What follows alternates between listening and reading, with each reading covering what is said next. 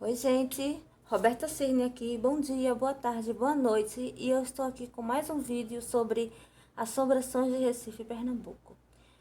E o vídeo de hoje é um pouco polêmico, digamos assim. Por que eu tô desse jeito, inclinada assim? Eu vou mostrar pra vocês. Vou tirar o celular. Peraí. Olha isso, galera. Isso é só uma parte, tá? Isso é uma parte, mas é um material muito precioso que eu tenho. Eu tenho mais alguns aqui.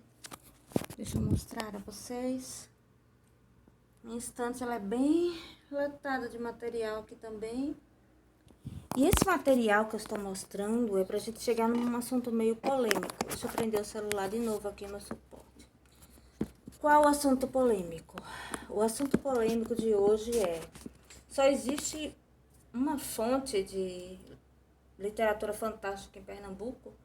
Será que isso que eu acabei de mostrar a vocês, essa pilha de livros, ela é só uma coisa que a gente compra por metro para colocar numa estante assombrada?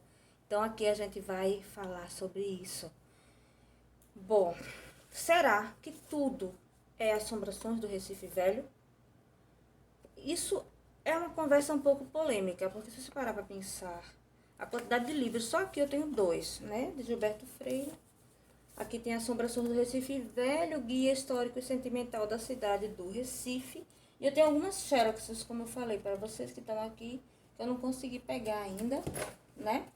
Mas que eu tirei xeroxes de alguns livros que eu não podia ter na época, quando eu era estudante. E é conversa sobre isso hoje, sobre assombrações de Recife e Pernambuco, se estão apenas limitadas às assombrações do Recife Velho. Essa pilha de livros que eu mostrei a você, ela está em constante mutação, porque eu estou sempre comprando novos livros para falar sobre o assunto. O meu trabalho é um trabalho de pesquisa. Então eu não fico somente focando em um único livro, que é esse. Quando eu falo alguma coisa para vocês que tem um quê a mais, que tem um diferencial, é porque existem tantos outros livros e, seriamente, eu estou pensando em fazer uma série de vídeos falando sobre cada um deles, contando um pouco da história deles, porque eu realmente os li. Não é apenas mostrar o interior do livro, mostrar uma ilustração. Nossa, que ilustração legal, vou tirar uma foto e vou fazer uma postagem no Instagram e aí eu vou fingir que eu li esse livro. Não, eu realmente li todos esses livros. Eu fiz questão de ler, porque inclusive eles são parte da minha paixão pela cidade, né?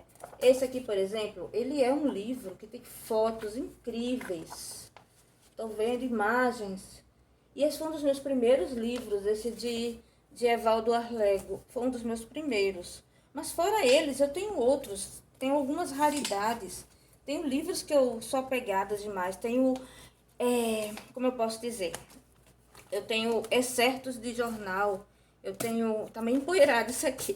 Eu tenho coleções, né? Falando sobre Recife, sobre Pernambuco, um século que valeu por 20. Eu peguei cada um desses jornais e eu comprei e eu juntei, e eu fiz essa pesquisa em cima disso.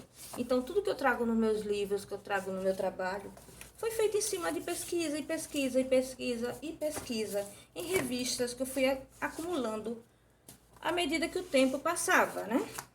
Coisas que a gente tem, coisas que a gente gosta de pesquisar sobre o Brasil, sobre o carnaval, e mais carnaval, e Capiba, e Olinda, e por aí vai. Esse daqui foi um outro jornal que eu também juntei, que também eram capítulos, eram episódios, e que eu usei no meu trabalho, usei no meu livro de assombrações do Recife, no meu livro Sombras do Recife.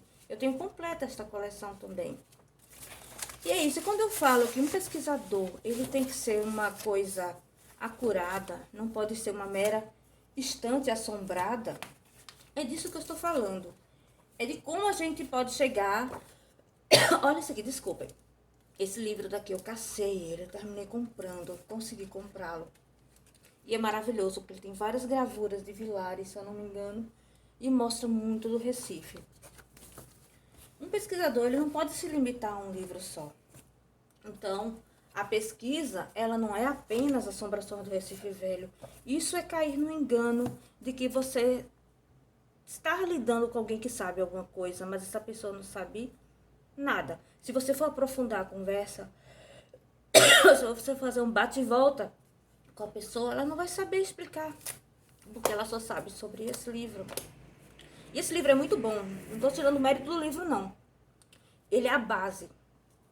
Quando um pesquisador começa, ele tem que começar por Assombrações do Recife Velho. Desculpa, gente, engasguei. Mas isso é o começo, isso não é o fim. As minhas histórias, elas vão além disso, porque eu pesquiso muito usos e costumes. Vindo para Pires de cá, a gente tem pessoas, escritores maravilhosos, como José Gonçalves de Melo, que eu fiz um trabalho sobre os heróis da restauração, baseado na obra dele. Tem esse livro, Tempo dos Flamencos, que eu também acho maravilhoso, que ele fala exatamente sobre o cerco dos holandeses aos pernambucanos daquele período, e como foi a situação, que Pernambuco passou muita fome, na época com o cerco, estavam comendo ratos, comendo até solas de sapato, e essas histórias a gente só tem acesso fazendo pesquisa. Não é você chegar e dizer, eu leio, tiro uma foto de dentro do livro bonita, boto o livro assim numa posição, boto um livro que parece que não foi manuseado, mas os meus são bem manuseados, porque eu realmente os pesquiso. E aí vai, né? Nós temos também Flávio Guerra, que ele é um cronista maravilhoso. São livros que vocês precisam conhecer, que não falam só sobre assombração, mas elas dão todo aquele ao redor, todo aquele entorno da assombração. E usos e costumes. Por exemplo, tem uma aqui que eu não incluí, desculpem. Esse daqui é um dos meus prediletos, ele é muito antigo. É Marcha-Bombas e Maracatus, do Mário Sete. E ele fala exatamente sobre usos e costumes, assim como o arruar. Eu tenho quase toda a obra de Mário Sete. Eu gosto de Mário Sete. Aqui nós temos um livro da Fátima Quintas, que ela associa as assombrações ao açúcar. E é muito legal, porque ela faz a luz de uma cultura açucareira pernambucana. Ou seja, as assombrações, elas são de sobrados, elas são de mucambos, elas são de obras ao redor dessas situações. As assombrações, elas circulam no ciclo do açúcar também, né? Aqui nós temos uma compilação, Um Tempo do Recife, que tem vários trabalhos de vários autores, inclusive de Gilberto Freire.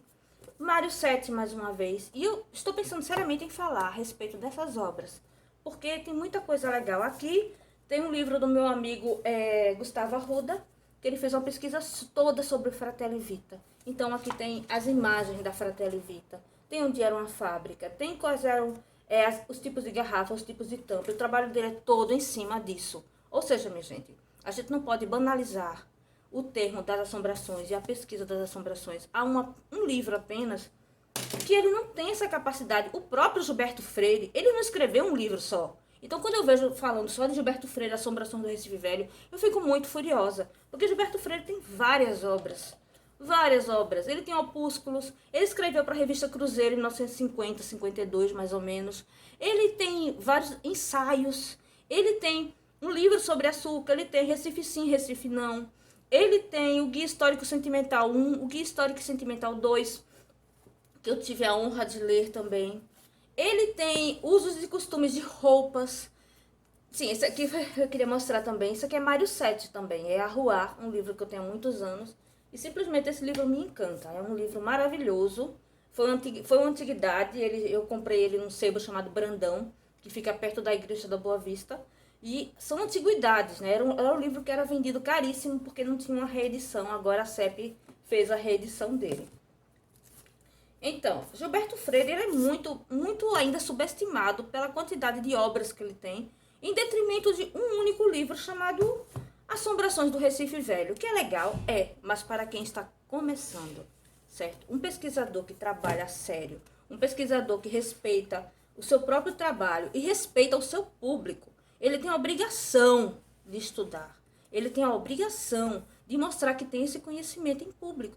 E não apenas chegar dizendo, eu tenho conhecimento, aí fala apenas do que é o mesmo, e mais do mesmo, e mais do mesmo. Não. A minha ideia a respeito dessa pesquisa toda é transformar isso daqui num ponto de partida para um universo de mundos, de um universo de livros, um universo de ideias, tá? Brasil não é só Câmara Cascudo no folclore. Brasil não é só Saci e Mula Sem Cabeça. Pernambuco não é só Perna Cabeluda e Comadre Florzinha. A gente tem que entender que essas coisas que ficam sendo repetidas e repetidas e repetidas, elas guardam outras coisas. Elas têm outras coisas dentro delas que não são vistas, não são valorizadas, porque simplesmente as pessoas que se dizem detentoras do conhecimento, elas simplesmente não o têm, elas não passam adiante. E se o têm, não mostram, porque simplesmente as coisas ficam meio subentendidas. Então, são essas pseudo-autoridades no assunto que a gente tem que combater. A gente tem que, realmente, se você tem curiosidade sobre um assunto, seja assombração, seja folclore, seja qualquer coisa, vá para o livro. O livro é onde você vai encontrar a sua base. Os livros é onde você vai encontrar todo o seu conhecimento. Certo, gente? Então, nada que eu faço é sem pesquisa. Nada do que eu faço é sem trabalho. É muito trabalho. E é um trabalho que eu quero trazer para o mundo através das histórias de assombrações.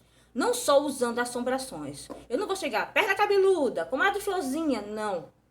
Eu vou chegar e dizer por que a comadre Florzinha está dentro da mata. Por que a perna cabeluda apareceu? De onde veio essa lenda? Quem trouxe essa lenda e por que virou uma lenda? Qual é o sentido, o contexto histórico da existência de uma perna cabeluda, gente? Que é uma lenda de Pernambuco, uma lenda urbana de Recife, e que as pessoas contam e nem entendem direito de onde veio a história, né? Comadre Florzinha, a mesma coisa. Eu conheço pessoas incríveis pelo Brasil que trabalham com folclore. Por exemplo, tem o colecionador de sacis, que ele trabalha tudo isso, é um sociólogo, antropólogo, formado, com doutorado. E, assim, é uma pessoa que tem propriedade, ele sabe falar sobre isso, que é o Andrioli. Eles têm propriedade para isso. Quem quer fazer um bom trabalho, pesquisa. Quem não quer fazer um bom trabalho, se esconde atrás de um único livro. E é isso que eu venho mostrar para vocês. O Sombras do Recife, ele tem atrás dele uma incomensurável quantidade de autores fantásticos e que eu vou trazer para vocês um a um. Porque a minha estante, gente, não é assombrada, não. Minha estante está bem viva e ela é bem manuseada e ela é bem usada. Tá certo? Um beijo, até a próxima.